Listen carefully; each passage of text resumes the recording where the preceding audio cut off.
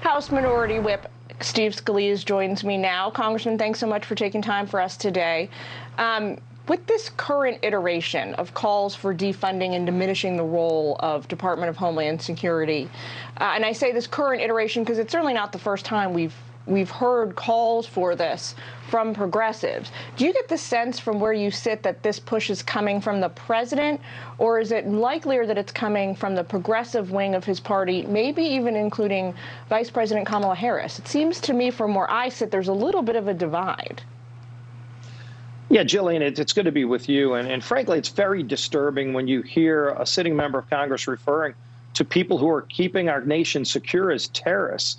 I've been down with the Border Patrol agents. I went down there a few months ago, and we actually went and saw just how out of control the border is because of President Biden's policies, where he's literally opened the border.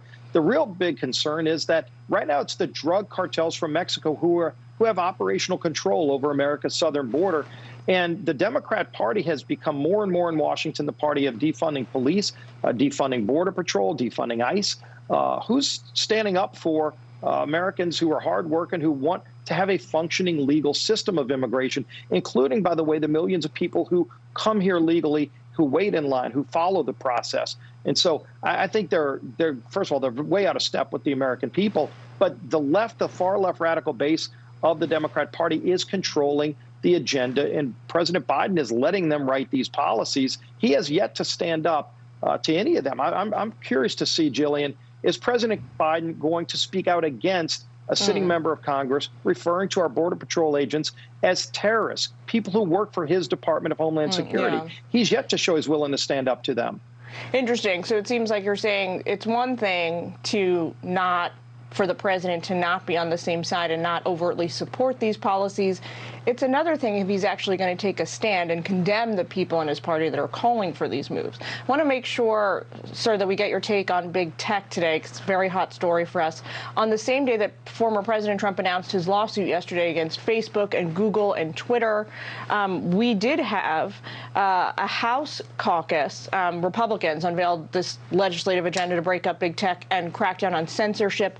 The House Judiciary Committee ranking member Jim Jordan said he's spearheading the effort, and he wants big tech has targeted conservatives for far too long. House Judiciary Republicans have had enough. So my question for you, sir, is, we've been hearing for months, years, really, threats from lawmakers, both sides of the aisle, to rein in and really legislate big tech, the social media companies. You guys excel at these marathon hearings where you drag the CEOs up to the hill, you demand answers from them, but we've seen really very little by way of legislation. Is this like the big kahuna push now that we've all been waiting for, do you think? Yeah, this has been growing for a long time, and frankly, Republicans and Democrats both have concerns with big tech for different reasons. On our side, we're very concerned about the censorship that you're seeing of conservative voices, way more than you see other voices being censored by big tech. I think that's what President Trump was getting at. But what Leader McCarthy did is rolled out a bunch of task forces, one of them dealing specifically with big tech. Jim Jordan's going to be involved. Catherine McMorris Rodgers is going to be involved. All of our leading Republicans in those subject areas are going to be focused on how to hold big tech more accountable. And also, by the way, standing up for transparency and for the privacy rights of everyday Americans who right now, no matter what app you're using, they're tracking things that you may not even realize. And there's very little way for a consumer to find out exactly what is being tracked on their device. If you're just having a conversation with a friend about going hiking, next thing you know, you're getting things fed to you, advertisements about hiking. You never even typed anything into a Google search. So those are the kind of things that people are very concerned about. And we're looking into all of that and putting a task force together so that we can come out with true legislative proposals. So there is this perception, sir, here in Washington at least, that Congress writ large is busy sort of fixing the problems of 2 to 10 years ago when it comes to holding big tech accountable. I hear a lot of critics saying, you guys, lawmakers, are about 2 to 10 years behind the problem. You're kind of building the Maginot Line and solving the problems of decades ago when these big tech companies are moving in leaps and bounds and coming up with new innovative ways to try and gather data from Americans so that they can keep they can essentially resell that, repackage and then resell that data to companies, some of them foreign. What are you doing on that end of the spectrum? Yeah, look, I used to write software for a living. I have a computer science degree, and one of the things I've always said is the technology community can innovate faster than Congress can legislate.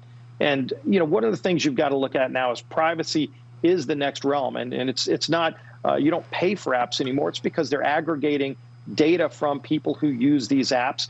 And people have very little information about just what is being tracked, just what data is being collected and then sold, unbeknownst mostly to the consumer. It's very hard to even find out what that information is that they're tracking and selling in aggregate form. And so trying to get a better handle, getting more transparency is going to be something real important that we're going to try to do.